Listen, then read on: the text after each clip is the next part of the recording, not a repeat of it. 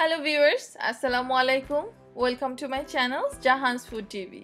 আজকে আমি আপনাদেরকে দেখাবো খুব সহজেই কিভাবে চিতই পিঠার ব্যাটার তৈরি করা যায় এবং সেটা দিয়ে পারফেক্ট পিঠা তৈরি করা যায়। অনেকের ধারণা হাতে বানানো চালের গুঁড়া কিংবা ঢেঁকিতে কোটা চালের গুঁড়া ছাড়া পিঠা ভালো হয় না।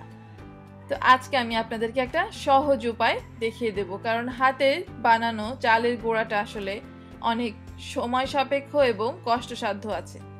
আমি এখানে 1 কাপ পোলার চাল আর 3/4 কাপ সেদ্ধ চাল নিয়ে ওভারনাইট ভিজিয়ে রেখেছি। আপনারা চালটা যদি 12 ঘন্টা ভিজিয়ে রাখেন তাহলেই হবে। আপনারা আতপ চালও নিতে পারেন পোলার চালের বদলে। পরিমাণ মতো পানি লাগবে আর লাগবে লবণ। আমি এরকম পিঠার ছাঁচ নিয়ে নিয়েছি। দুই ধরনের ছাঁচ আমি এখানে ইউজ করছি। একটা হচ্ছে মাটির ছাঁচ এবং এটার সাথে যে ঢাকনাটা পিঠাটা ঢেকে দেওয়ার জন্য, আর আমি একটা দস্তার পিঠার ছাঁচ এখানে ইউজ করছি। তো দুইভাবেই আমি আপনাদেরকে তৈরি করে দেখাবো। তো এখন আমি চালগুলা ব্লেন্ড করে নিব। অবশ্যই ভালোভাবে ধুয়ে নেবেন ব্লেন্ড করার আগে। চালগুলো খুব সুন্দরভাবে ভিজে গিয়েছে। এখন আমি একটা কাপ দিয়ে 1 কাপ মতো চাল এখানে ব্লেন্ড করে নিব। পানিটা যখন আমরা দেব খুবই সামান্য পরিমাণ পানি দেব, কারণ বেশি পানি দিলে তখন ব্লেন্ডারের মধ্যে চালগুলো শুধু ঘুরতেই থাকবে, ভালোভাবে মিহিভাবে ব্লেন্ড হবে না। তো আমি এখানে 1.5 কাপ পরিমাণ চাল নিয়ে পানি পরিমাণ মতো খুব অল্প দিয়ে আমি এটা ব্লেন্ড করে নেব 5 থেকে 7 মিনিট ধরে। ব্লেন্ড করার সময় 2-3 মিনিট পর পর এভাবে নামিয়ে যদি একটু ঝাঁকিয়ে নেওয়া যায় তাহলে ভেতরে সুজির পরিমাণটা কম রয়ে যাবে, চালটা খুব ভালো মিহিভাবে এটা ব্লেন্ড হবে। আমাদের ব্যাটারটা দেখেন খুব সুন্দরভাবে ব্লেন্ড হয়ে গিয়েছে। আমি এখন এই বাটিটার মধ্যে ব্যাটারটা নামিয়ে নিচ্ছি। একটু ঘন আছে, আমাদের এর মধ্যে একটু পানি অ্যাড করতে হবে। পানিটা খুব সাবধানে অ্যাড করব। আমি এই কন্টেনারটাই ধুয়ে একটু পানি দিয়ে দিচ্ছি। পানিটা খুব অল্প করে অ্যাড করতে হবে যাতে ব্যাটারটা খুব বেশি পাতলা না হয়ে যায়। এখন এর মধ্যে আমি দিয়ে দেব লবণ। লবণটা আপনারা ব্লেন্ড করার সময়ও দিতে পারেন, এখন দিলে ব্যাটারটার পরিমাণ বুঝে লবণটা দিতে পারবেন। লবণ দেওয়ার পরে একটু নাড়াচাড়া করে নিতে হবে।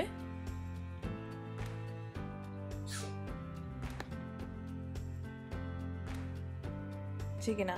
আর ব্যাটারের ঘনত্বটা এটা একটু খেয়াল করবেন, এটা যেন খুব বেশি ঘন না হয় আবার একেবারে পাতলাও যেন না হয়।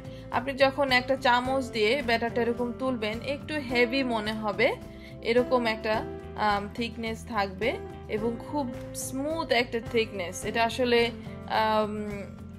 খুবই ইম্পর্টেন্ট যে ব্যাটারটা যে মানে এক্সাক্ট টেক্সচার কনসিস্টেন্সি হওয়াটা, তাহলে এটার উপরেই আপনার আসলে পিঠাটা আসলে নির্ভর করে।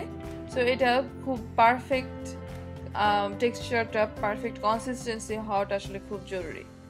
একটা গর্তওয়ালা চামচ দিয়ে যদি ব্যাটারটা এরকম নিচের দিকে ঢালতে থাকেন তাহলে দেখবেন যে এরকম সুতার মতো ব্যাটারটা পড়ছে, তাহলে বুঝবেন যে এটার ঘনত্বটা ঠিক আছে।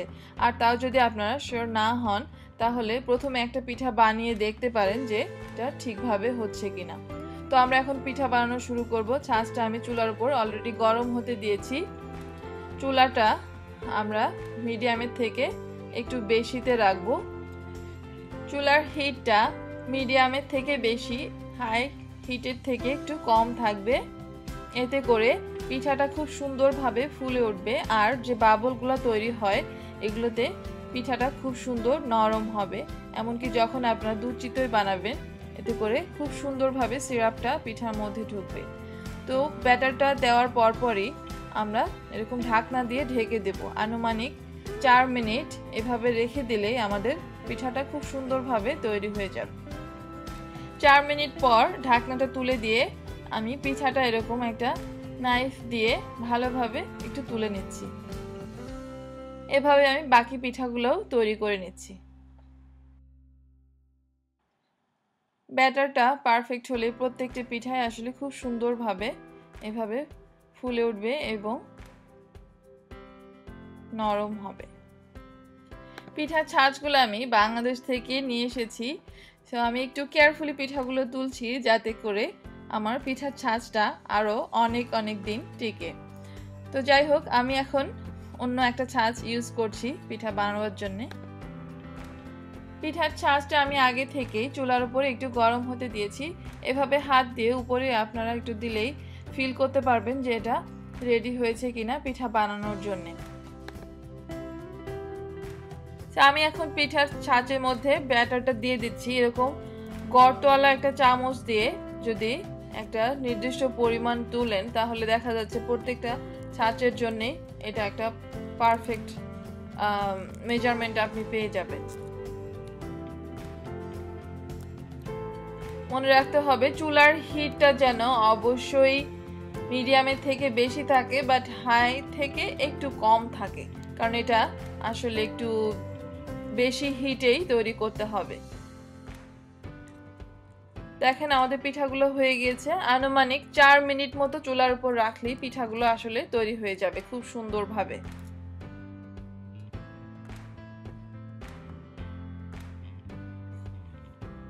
পিঠার ব্যাটারটা যদি আপনারা খুব ভালোভাবে এরকম করে তৈরি করতে পারেন তাহলে পিঠার ছাঁচের মধ্যে কিন্তু তেল দেওয়ার কোনো প্রয়োজন হয় না। দেখেন পিঠাগুলো কিন্তু এমনিই উঠে আসছে। অবশ্যই এখানে পিঠার ছাঁচেরও একটা ক্রেডিট আছে, সেটা হচ্ছে এগুলো দস্তার ছাঁচ, সো এগুলো আসলে নিচে ধরে না পিঠাগুলো বানাতে গেলে। সেভাবেই আপনারা বাকি পিঠাগুলো সুন্দরভাবে তৈরি করে ফেলবেন। তবে একটা জিনিস আমি এখানে অ্যাড করি, সেটা হচ্ছে যে চালটা যখন ব্লেন্ড করবেন, আমি আগেও বলেছি একটু সময় নিয়ে ব্লেন্ড করে নেবেন যতটা পর্যন্ত এটা মিহি করা যায়। আর পানিটা একটু সাবধানে দিবেন, থিকনেসটা যেন খুব বেশি না হয়ে যায় আবার যেন পাতলাও না হয়ে যায়। তো এই পিঠাগুলো আসলে শুটকি ভর্তা কিংবা যে কোনো ধরনের শাক ভর্তা দিয়ে খেতে আসলে খুবই মজাদার। তা আশা করি আমার ভিডিওটা আপনাদের ভালো লাগবে। আমি এখানে একটা পিঠা জাস্ট একটু ভেঙে দেখাচ্ছি আসলে ভিতরেও কতটা সুন্দরভাবে পিঠাটা নরম হয়েছে, এবং দেখেন এটা একদম পারফেক্টলি তৈরি করা হয়েছে। সো আমার ভিডিওটা যদি আপনাদের ভালো লেগে থাকে প্লিজ সাপোর্ট করুন লাইক, কমেন্ট এবং সাবস্ক্রাইব করে। ভালো থাকবেন। আল্লাহ হাফেজ।